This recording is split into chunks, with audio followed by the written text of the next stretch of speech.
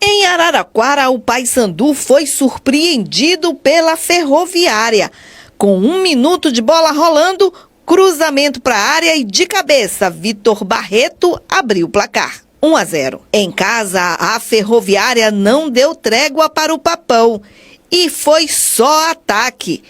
E nesse ataque, Vitor Barreto chutou, Gabriel Mesquita defendeu. Nessa outra jogada, Fael chutou rasteiro.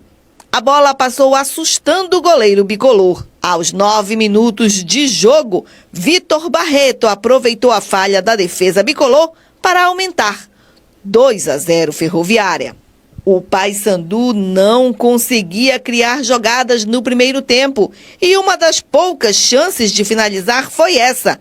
Mas atento, o goleiro Denis Júnior defendeu colocando a bola para fora. No segundo tempo, Pablo salvou o Papão nessa jogada.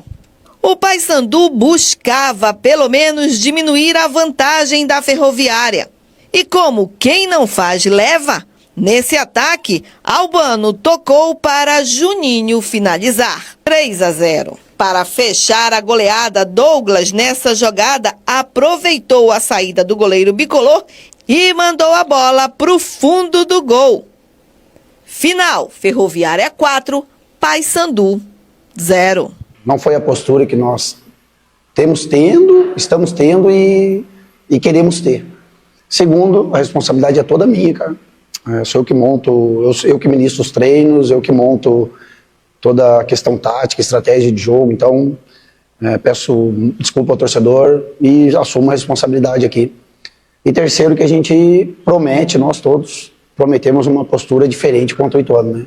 Não tem como a gente ter uma postura de início de jogo, a qual nós tivemos hoje aqui, tomar 2 gols em 10 minutos, né? E foi feito um ótimo aquecimento, foi feito um ótimo pré-jogo, conversa, todo mundo muito motivado, e aí entra desatento ali nesses 10 minutos e a gente acaba sofrendo 2 gols, né? Como tu bem colocou aí.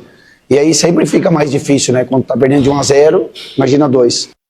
Zaire Filho, vamos falar desse Paysandu 0-4 para Ferroviária, um resultado completamente fora da curva. Agora, repercutindo primeiro aqui essa entrevista do Júnior Rocha. Primeiro, ele falou sobre falta de foco no jogo, baseado no quê? Por que falta foco num momento como esse, faltando 3 rodadas para acabar aí a fase de classificação? E segundo, ele assumindo responsabilidade pelo resultado. Pois é, ele fala que a motivação era tamanha que até no aquecimento, ele disse isso na coletiva, deu para perceber que não havia razão para tomar aquele gol logo com menos de 2 minutos de partida. Aliás, a bem da verdade, o Paysandu tomou 2 gols em 9 minutos. Isso. Nem completaram aí os 10 minutos, como muita gente está atribuindo.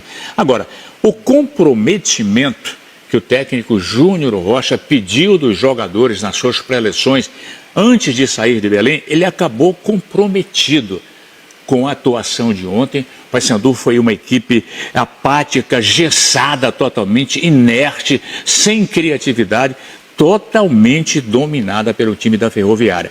Agora, o que não pode se compreender é que uma equipe que está motivada, ontem estava na 4ª colocação, não é?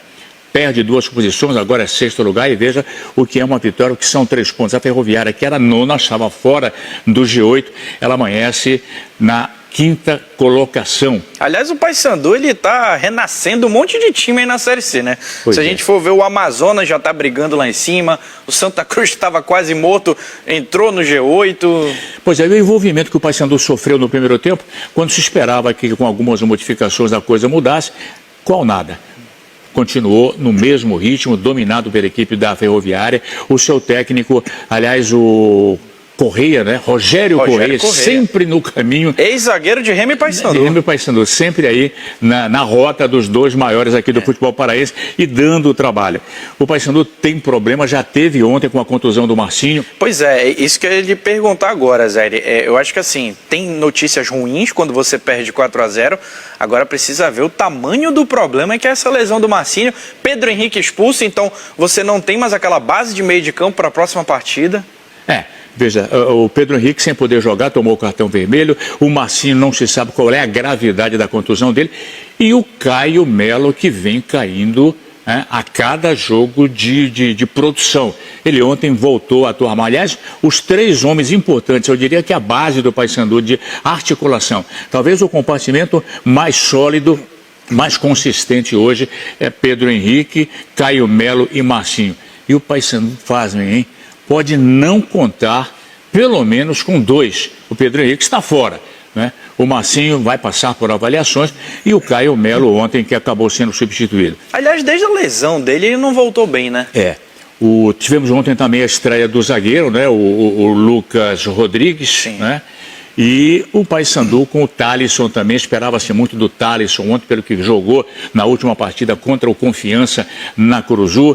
O Tailon o substituiu na partida e o Ítalo, o artilheiro da equipe, mais uma vez desabastecido, totalmente isolado do setor de meio campo. O Paysandu também continuou ostentando aí o título de uma das piores defesas. Né? É a segunda pior defesa da competição. Ontem completaram 25 gols tomados aí pela zaga do Paysandu. Pode-se considerar também o placar de 4-0, acachapante, a maior derrota do Paysandu nesta Série C do Campeonato Brasileiro. Paysandu, aliás, um ano de algumas goleadas aí marcantes, hein? Aquela goleada da Copa Verde diante do Nacional do Amazonas, aquele 7-0, e agora esses 4-0 diante da equipe da Ferroviária de Araraquara. E uma situação também com muitas interrogações aí é de bastidores. A ausência do Cleiton Pego, que a última hora não viajou, e o motivo também muito mal esclarecido, aliás, não entendido até agora. O que houve com o Pego, hein? Mal-estar geral.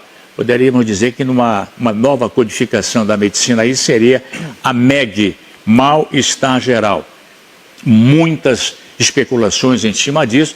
O Pego estava cotado para jogar, para começar a partida, e a última hora foi substituído. Foi chamado, na verdade, o Índio, o volante índio, foi chamado à última hora para afivelar as malas, as mochilas e seguir com a delegação, porque o Pego estava acometido de mal-estar geral. É uma situação delicada, né, Zaire? Porque, assim, é um jogador de futebol, mas quando ele se sente mal, ele se torna um paciente. Sim. E o paciente, ele tem o direito, né, de que seja resguardada a situação dele. Agora, o problema é justamente o que você citou. A partir do momento em que o clube não deixa claro o que aconteceu, acabam que surgem várias teorias em cima do fato.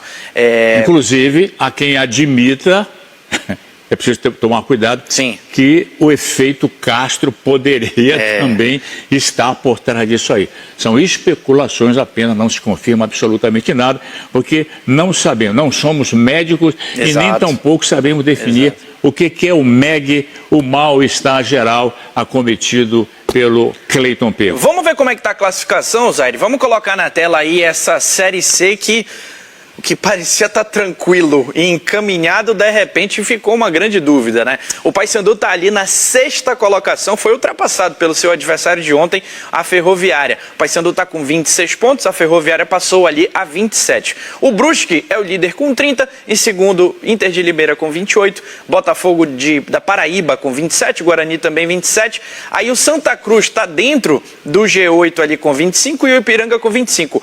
O problema, Isaire, qual é o X da questão? O Paysandu está com 26 pontos, só que se a gente olhar para baixo ali na classificação, se a gente rodar um pouquinho tem uma meia ali para baixo, com 24. Pois é, até o Figueirense, que é 14º colocado, até o Figueirense, o pessoal está com 24 pontos, então 2 pontos apenas do Paysandu. O Ituano, adversário direto do Paysandu, está com 22 pontos, então são 4 pontos a menos que o Paysandu, mas está brigando. Então aquelas séries 6 que de repente se resolviam antes, isso esse ano não vai acontecer. E o Paysandu tem 2 rodadas, Zé, para não abreviar o seu calendário e para continuar sonhando com acesso à Série B. Bom, e das 8 vagas, a gente pode até considerar matematicamente que 2 já estão garantidas aí. Exatamente, do Brusque e da Inter de Limeira. Então, hoje, agora, restariam 6 vagas para a definição dos 2 quadrangulares. O Paysandu ficou numa situação muito difícil. é preciso tomar cuidado de que o Paysandu não venha. Essa é uma grande preocupação que nós temos que, inclusive, fazer talvez essa também do próprio torcedor. Acredito que ele esteja pensando assim, trazer para Belém a classificação diante do Maringá é um alto risco que corre o Paysandu para a última rodada. E vai enfrentar dificuldades enormes para enfrentar o time do Mazola Júnior, o Ituano, no próximo sábado, principalmente com o seu meio-campo totalmente descaracterizado. É uma grande preocupação, hein? É isso, Zaire. Até amanhã. Muito obrigado. Compromissos do Paysandu aí, primeiramente o Ituano, depois o Maringá.